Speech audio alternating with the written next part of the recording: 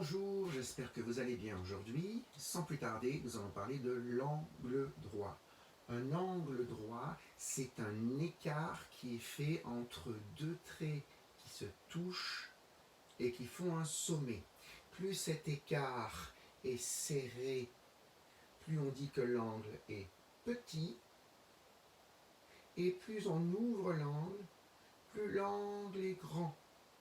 Plus l'ouverture est grande. Et lorsque nous sommes exactement à la moitié de l'ouverture, il y a ici un angle droit. Voici l'horizontale, voici la verticale. Entre les deux, il y a un angle droit. On retrouve cet angle droit un peu partout autour de nous, dans les constructions notamment. Les angles des fenêtres sont des angles droits. L'angle entre le mur et le sol est un angle droit. Les angles qui sont dans les cadres des tableaux, par exemple, sont des angles droits. Il y a des angles droits partout.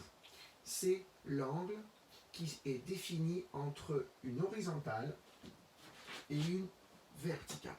Lorsque ton coude est ouvert à moitié, tu as aussi ici un angle droit. On va essayer ensemble d'apprendre à les tracer. On va essayer ensemble d'apprendre à les reconnaître lorsqu'on regarde autour de nous. Parfois, il peut y avoir des angles qui sont presque des angles droits, mais qui sont un tout petit peu plus petits ou un tout petit peu plus grands. Il faudra bien vérifier. Alors, pour cela, je vous propose de prendre une feuille à la maison de papier. Cette feuille, vous allez la plier en deux n'importe comment. Une fois. Vraiment, vous faites n'importe comment. Ne faites pas un vrai pliage superposé. Vous avez obtenu ici une super ligne droite.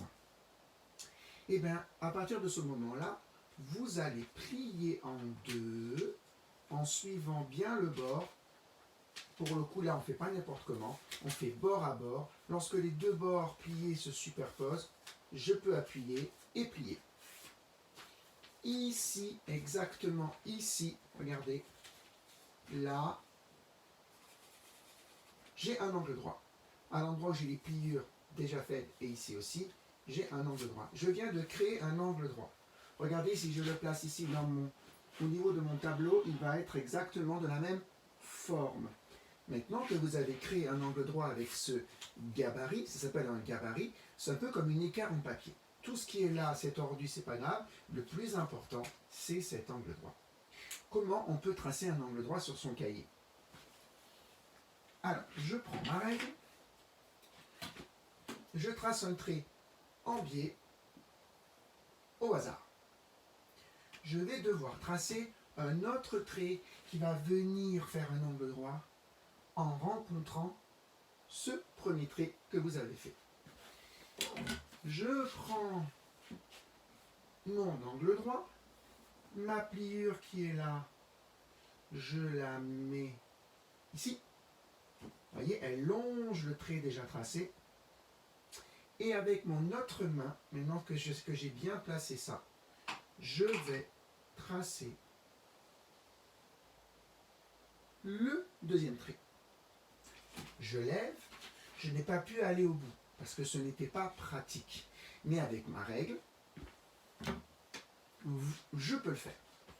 Je place ma règle exactement sur le trait et je vais l'allonger. Est-ce que vous voyez l'angle droit? Il est là l'angle droit.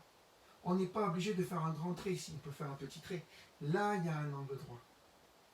Ok? Je recommence. Je fais un trait. Et je vais essayer de faire un angle droit juste au bord ici. Juste au bord.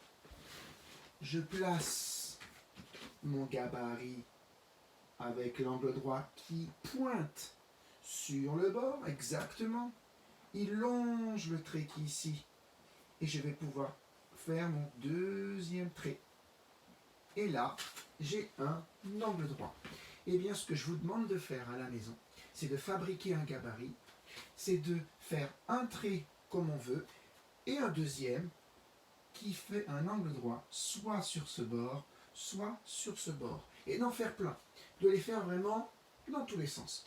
N'utilisez pas les traits du cahier bleu. Faites toujours pencher. Comme ça, vous allez vraiment vous entraîner à faire des angles droits avec votre gabarit. Bon travail, parce que ces angles droits sont importants. Vous verrez qu'avec ces angles droits, on pourra fabriquer, si on sait bien les faire, on pourra faire de beaux carrés et de beaux rectangles sans quadrillage.